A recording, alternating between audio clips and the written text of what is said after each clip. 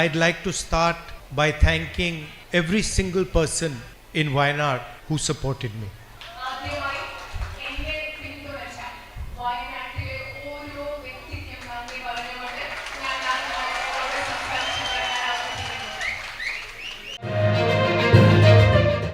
UDF voters, LDF voters, UDF workers, leaders, everybody who took part in the election and supported me and made my victory possible. I'd like to thank with all my heart.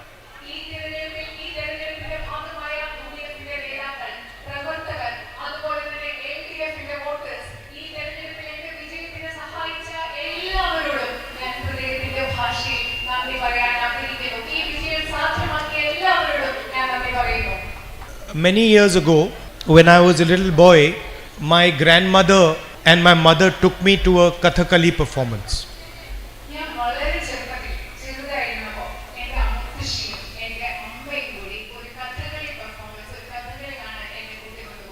And I remember I was small and I didn't understand anything about Kathakali. So it was maybe 2 hours long and I wanted to leave the room.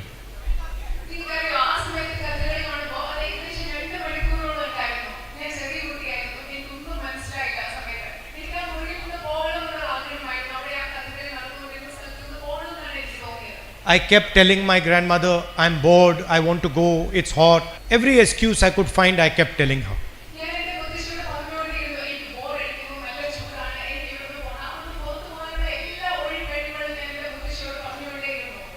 Then last year, after many years, I saw another Kathakali performance.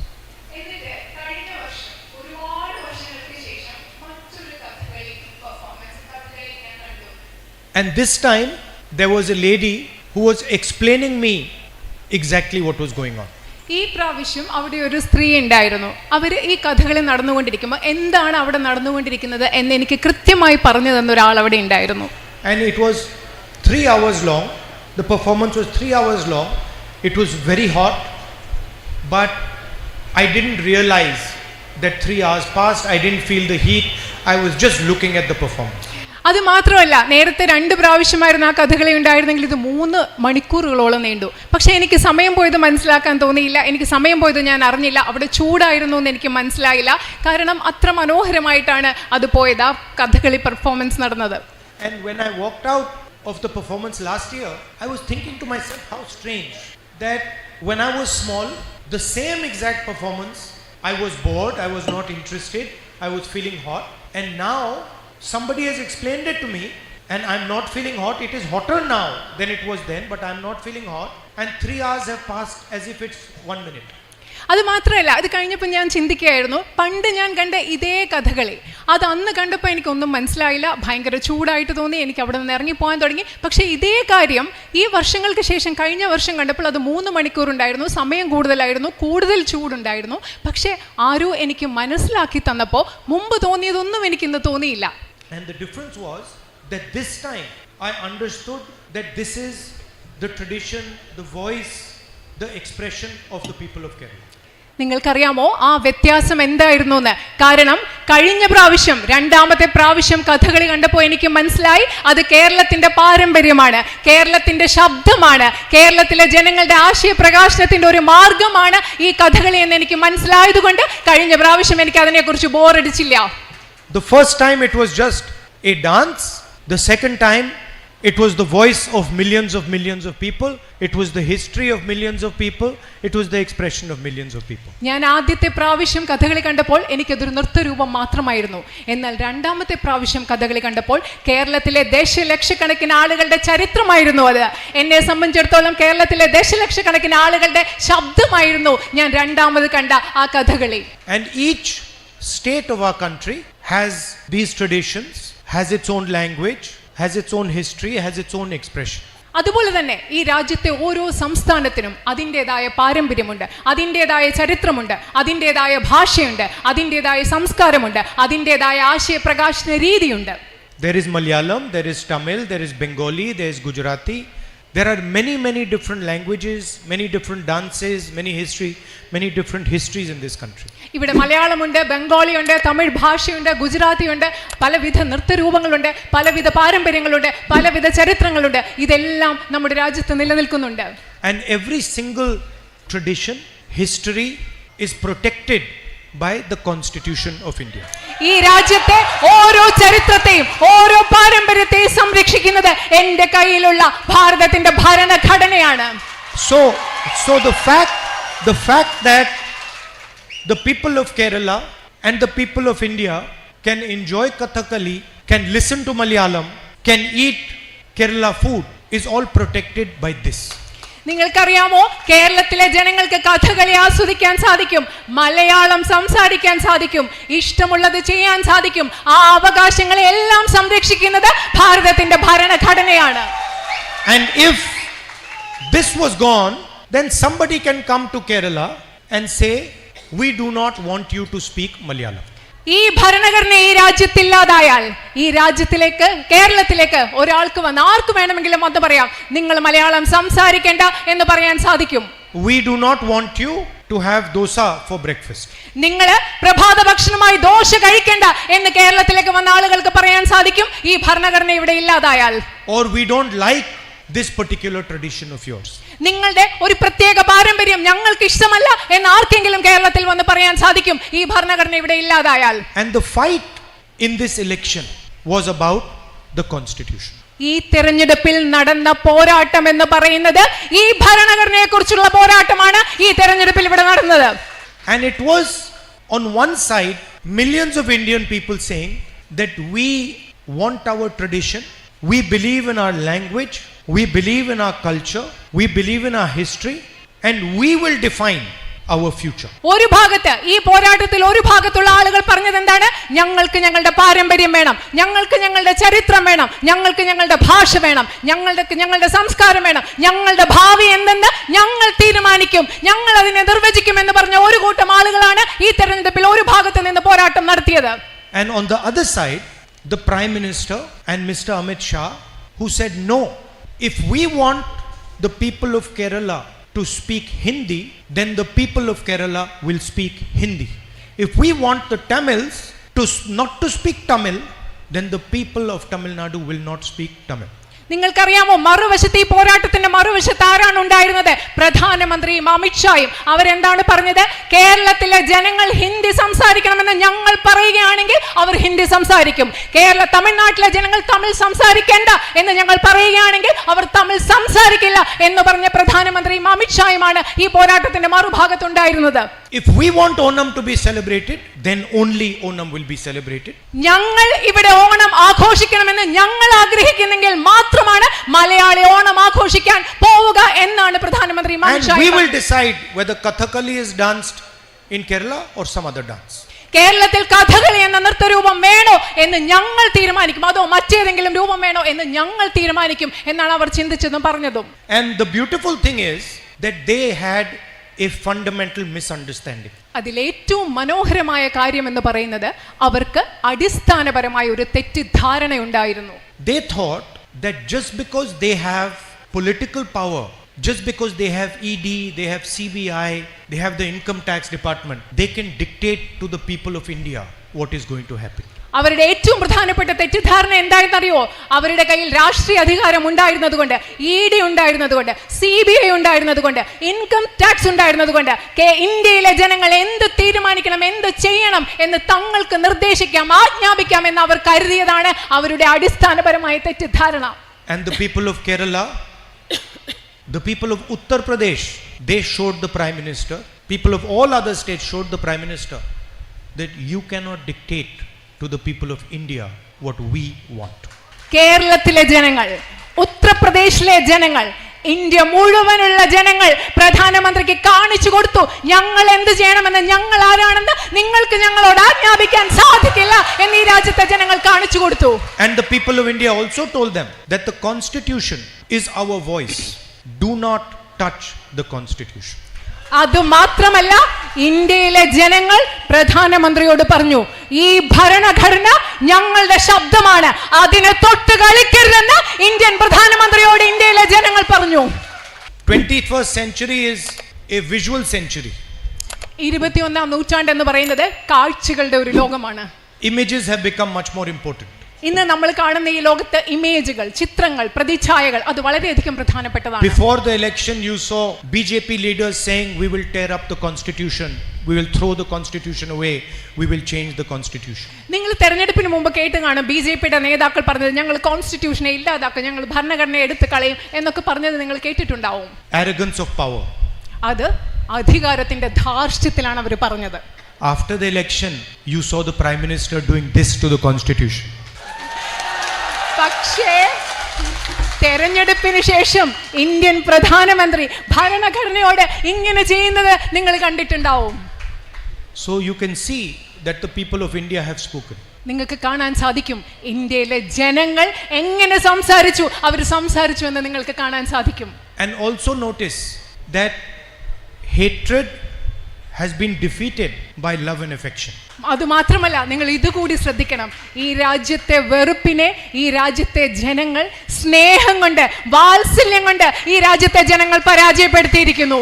Arrogance has been defeated by humility. ധാർഷ്ട്യത്തെ വിനയം കൊണ്ട് പരാജയപ്പെടുത്തിയിരിക്കുന്നു. In fact, the truth is the prime minister barely escaped in Varanasi. നിങ്ങൾക്കറിയോ, സത്യം എന്ന് പറഞ്ഞാൽ പ്രധാനമന്ത്രി വാരണാസിയിൽ കഷ്ടിച്ച് രക്ഷപ്പെട്ടതാണ് എന്നതാണ് സത്യം.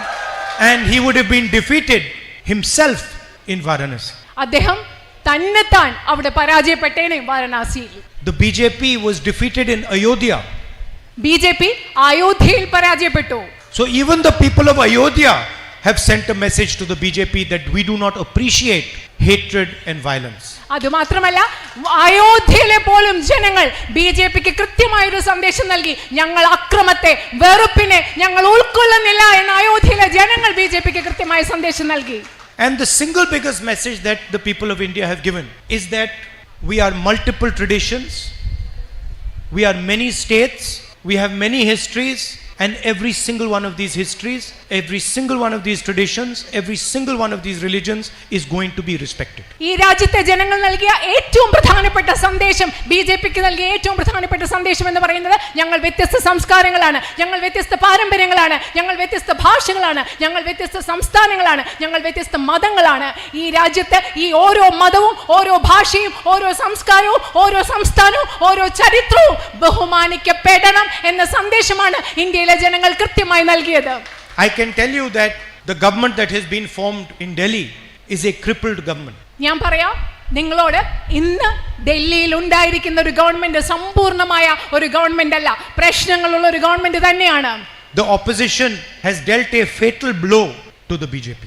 ബിജെപിക്ക് കഠിനമായ ഒരു അടിയാണ് ഇന്ത്യയിലെ പ്രതിപക്ഷം നൽകിയിരിക്കുന്നത്. And you will see that even Mr. Narendra Modi's attitude will have to change. നിങ്ങൾ ശ്രദ്ധിച്ചാൽ മനസ്സിലാക്കാൻ പറ്റും, നരേന്ദ്രമോദിയുടെ കാഴ്ചപ്പാട്, നരേന്ദ്രമോദിയുടെ സമീപനം മാറേണ്ടിയിരിക്കുമെന്ന് നിങ്ങൾക്ക് മനസ്സിലാക്കാൻ സാധിക്കും. Because the people of India have sent him a clear message. കാരണം ഇന്ത്യയിലെ ജനങ്ങൾ അദ്ദേഹത്തിന് കൃത്യമായ ഒരു സന്ദേശം നൽകിയിട്ടുണ്ട്. From our perspective, our role of opposition will continue. നമ്മുടെ കാഴ്ചപ്പാടിൽ നിന്ന് പ്രതിപക്ഷം എന്ന രീതിയിൽ നമ്മുടെ പങ്ക്, ഉത്തരവാദിത്വം അത് തുടർന്നുകൊണ്ടിരിക്കും. We proposed an alternative vision for the people of India, a pro-poor, compassionate vision, and we will fight for that vision. ഈ രാജ്യത്തെ ജനങ്ങൾക്ക് മുമ്പിൽ ഈ രാജ്യത്തിന്റെ വികസനത്തിന് വേണ്ടിയിട്ടുള്ള ഒരു ബദൽ ദർശനം ഇന്ത്യൻ നാഷണൽ കോൺഗ്രസ് അവതരിപ്പിച്ചു. സഹാനുഭൂതിയുള്ള, കാരുണ്യമുള്ള, ഈ രാജ്യത്തെ ജനങ്ങളോട്, ദരിദ്രരോട് ചേർന്ന് നിൽക്കുന്ന ഒരു ദർശനം. അതിനുവേണ്ടി, ആ കാഴ്ചപ്പാടിന് വേണ്ടി ഞങ്ങൾ പൊരുതിക്കൊണ്ടേയിരിക്കും. We are committed to making India a fairer society, a more productive society. കൂടുതൽ ഉൽപാദനക്ഷമമായ, കൂടുതൽ ന്യായയുക്തമായ ഒരു സമൂഹമായി ഇന്ത്യയെ മാറ്റുന്നതിന് വേണ്ടി ഞങ്ങൾ തുടർന്നും പരിശ്രമിച്ചുകൊണ്ടേയിരിക്കും. Now I have a dilemma in front of me. ഇപ്പോ എൻ്റെ മുന്നിൽ വലിയ ഒരു ധർമ്മ സങ്കടമുണ്ട്. The question is, will I be member of parliament of Wayanad or will I be member of parliament of Raebareli? എൻ്റെ മുന്നിലുള്ള ഏറ്റവും വലിയ ധർമ്മ സങ്കടം ചോദ്യം എന്ന് പറയുന്നത്, ഞാൻ റായ്ബറേലിയിലെ പാർലമെന്റ് അംഗമാവുമോ ആയി തുടരുമോ അതോ വയനാട്ടിലെ പാർലമെന്റ് അംഗമായി തുടരുമോ? Unfortunately, Unfortunately, like the Prime Minister, I am not guided by God. ദൗർഭാഗ്യകരമായി എനിക്ക് ധർമ്മസങ്കടമുള്ള എൻ്റെ കാര്യം പറയും. പ്രധാനമന്ത്രിയെ പോലെ പ്രധാനമന്ത്രിക്ക് എല്ലാം ചെയ്യണമെന്ന് പറഞ്ഞു കൊടുക്കുന്നത് ദൈവമാണ്. പക്ഷേ എൻ്റെ കാര്യത്തിൽ അങ്ങനെയല്ല. അതുകൊണ്ട് എനിക്ക് ആ I am a human being. ഞാനൊരു സാധാരണ മനുഷ്യനാണ്. You know, you saw in the election, first the Prime Minister said 400 par. നിങ്ങൾ ഇലക്ഷൻ സമയത്ത് കണ്ടു കാണാം, പ്രധാനമന്ത്രി പറഞ്ഞു 400-ലധികം വോട്ടുകൾ, 400-ലധികം സീറ്റുകൾ. After that 400 par disappeared and 300 par came. കുറച്ച് കഴിഞ്ഞപ്പോൾ ആ 400-ലധികം കഴിഞ്ഞു, പിന്നെ 300-ലധികം സീറ്റുകളായി. After that 300 par disappeared. അത് കഴിഞ്ഞപ്പോൾ ഈ 300-ലധികം സീറ്റുകളും അപ്രത്യക്ഷമായി. And then he gave a speech where he said, I am not biological. അത് കഴിഞ്ഞിട്ട് അദ്ദേഹം ഒരു പ്രസംഗം നടത്തി. ആ പ്രസംഗത്തിൽ പറഞ്ഞു, നിങ്ങളെയൊക്കെ പോലെ ഞാൻ ജൈവികമായി, അതായത് ജീവശാസ്ത്രപരമായി ശാരീരികമായി ഉണ്ടായ ആളല്ല. He said, after my mother passed away, I realized that I am not a biological person. എൻ്റെ അമ്മ മരിച്ചതിന് ശേഷമാണ് എനിക്ക് മനസ്സിലായത് ഞാൻ നിങ്ങളെയൊക്കെ പോലെ ശാരീരികമായി, അതായത് ജീവശാസ്ത്രപരമായി ഉണ്ടായ ഒരാളല്ല എന്ന് എനിക്ക് മനസ്സിലായതെന്നാണ് നരേന്ദ്രമോദി പറഞ്ഞത്. I don't take any decision. ഞാൻ ഒരു തീരുമാനവും എടുക്കില്ല. I have been put on this earth by Paramatma and he takes all the decisions. എന്നെ ഈ ഭൂമിയിലേക്ക് വിട്ടത്, ഒന്നാമത് ഞാൻ ജീവശാസ്ത്രപരമായി ഉണ്ടായ ആളല്ല, എന്നെ ഈ ഭൂമിയിലേക്ക് വിട്ടത് പരമാത്മാവാണ്. എൻ്റെ എല്ലാ തീരുമാനങ്ങളും എടുക്കുന്നത് അദ്ദേഹമാണ്. ഇതാണ് നരേന്ദ്രമോദി പറഞ്ഞത്. Modiji has a strange Paramatma. Modiji പറയുന്ന ഒരു വിചിത്രമായ പരമാത്മാവാണ് മോദിജി പറഞ്ഞുകൊണ്ടിരിക്കുന്ന His Paramatma makes him take all the decisions in favor of Adani and Ambani. ഈ പരമാത്മാവ് എന്താണ് ചെയ്യുന്നത്? അദ്ദേഹത്തെ കൊണ്ട് എല്ലാ തീരുമാനങ്ങളും അദാനി അംബാനിയുടെ പേരിലാണല്ലോ ഈ പരമാത്മാവ് എടുപ്പിക്കുന്നത്. Paramatma tells him, Narendra Modi ji, this morning you are going to give Bombay airport to Adani. പരമാത്മാവ് അദ്ദേഹത്തോട് ഒരു രാവിലെ പറയുന്നു, ഇന്ന് രാവിലെ നിങ്ങൾ ബോംബെ വിമാനത്താവളം അദാനിക്ക് കൊടുക്കൂ. Okay, now you gave Bombay, now you give Lucknow. അപ്പൊ നിങ്ങൾ ബോംബെ കൊടുത്തു കഴിഞ്ഞു, ഇനി നിങ്ങൾ ലക്നോ കൊടുക്കും. Good, now you have given 7 airports, now you give power plants. ഇപ്പൊ എയർപോർട്ടുകളെ, വിമാനത്താവളങ്ങളെല്ലാം കൊടുത്തു തീർന്നു, ഇനി നിങ്ങൾക്ക് വൈദ്യുതി ഉൽപ്പാദിപ്പിക്കുന്ന നിലയങ്ങൾ അത് കൊടുത്തോളൂ അംബാനിക്ക്. Okay, good, now you've done power plants, now to help Adani with defense you do Agniveer. നിങ്ങൾ എല്ലാ പവർ പ്ലാന്റുകളും, അതായത് വൈദ്യുതി ഉൽപ്പാദന നിലയങ്ങളെല്ലാം കൊടുത്തു കഴിഞ്ഞു, ഇനി എന്ത് ചെയ്യും? പ്രതിരോധത്തിൽ അദാനിയെ സഹായിക്കാൻ വേണ്ടി നിങ്ങൾ അദ്ദേഹത്തിന് അഗ്നിവീർ പദ്ധതി, ഇത് പരമാത്മാവ് അദ്ദേഹത്തിനും നരേന്ദ്രമോദിക്ക് കൊടുക്കുന്ന നിർദ്ദേശങ്ങളാണ്. But unfortunately I do not have this luxury because I'm a human being and God does not order me. ശരിക്കും നരേന്ദ്രമോദി പറയുന്ന പോലെയുള്ള ഈ ഒരു വിശേഷ സൗഭാഗ്യം എനിക്കില്ല. കാരണം നരേന്ദ്രമോദിയോട് സംസാരിക്കുന്ന പോലെ പരമാത്മാവ് എന്നോട് സംസാരിക്കുന്നില്ല. കാരണം ഞാനൊരു സാധാരണ മനുഷ്യനാണ്. In fact it is, for me it is much simpler. കാരണം പക്ഷേ എന്നെ സംബന്ധിച്ചിടത്തോളം അത് വളരെയധികം ലളിതമാണ്. My God is the poor people of India. കാരണം എൻ്റെ ദൈവം എന്ന് പറയുന്നത് ഈ രാജ്യത്തെ ദരിദ്രരായ മനുഷ്യരാണ് എൻ്റെ ദൈവം. My God is the people of Wayanad. എൻ്റെ ദൈവം എന്ന് പറയുന്നത് വയനാട്ടിലെ ജനങ്ങളായ നിങ്ങൾ ഓരോരുത്തരുമാണ്. So for me it's very easy. I just go talk to the people and my God tells me what to do. അതുകൊണ്ട് എനിക്ക് വളരെ എളുപ്പമാണ്. ഞാൻ പോയി എൻ്റെ ജനങ്ങളോട്, നിങ്ങളോട് ചോദിക്കും ഞാൻ എന്ത് ചെയ്യണം, നിങ്ങൾ എൻ്റെ ദൈവമാണ്, അപ്പൊ നിങ്ങൾ പറയുന്നത് ഞാൻ ചെയ്യും. എനിക്ക് എളുപ്പമാണ്. Anyway, back to the question of Wayanad or Raebareli. അതുകൊണ്ട് വീണ്ടും ആ ചോദ്യം വരികയാണ്, വയനാടാണോ റായ്ബറേലിയാണോ? ആ ചോദ്യം ഞാൻ ഇവിടെ ചോദിക്കുകയാണ്. What I will commit to you is that both Wayanad and Amethi and Raebareli will be happy with my decision. ഞാൻ നിങ്ങളോട് പറയുന്നത്, ഞാൻ നിങ്ങൾക്ക് ഉറപ്പ് നൽകുന്ന ഒരു കാര്യം എന്ന് പറയുന്നത്, ഞാൻ ഏത് തീരുമാനം എടുത്താലും ആ തീരുമാനം വയനാട്ടിലെ ജനങ്ങൾക്കും റായ്ബറേലിയിലെ ജനങ്ങൾക്കും സന്തോഷമുള്ള തീരുമാനമായിരിക്കും. Once again, thank you very much for your love and your affection, for your support and for all the energy that you gave me in this difficult period. ഒരിക്കൽ കൂടി നിങ്ങളുടെ എല്ലാ സ്നേഹത്തിനും, നിങ്ങളുടെ എല്ലാ വാത്സല്യത്തിനും, നിങ്ങളുടെ എല്ലാ പിന്തുണയ്ക്കും, അതുപോലെ തന്നെ ബുദ്ധിമുട്ടുള്ള ഈ കാലഘട്ടത്തിൽ നിങ്ങൾ എനിക്ക് നൽകിയ എല്ലാ ഊർജ്ജത്തിനും ഞാൻ ഒരിക്കൽ കൂടി നിങ്ങളോട് നന്ദി പറയുന്നു. And I look forward to seeing you again soon. നിങ്ങളെ വളരെ വേഗം വീണ്ടും കാണുന്നതിൽ ഞാൻ ആഗ്രഹിക്കുന്നു. Thank you. നന്ദി.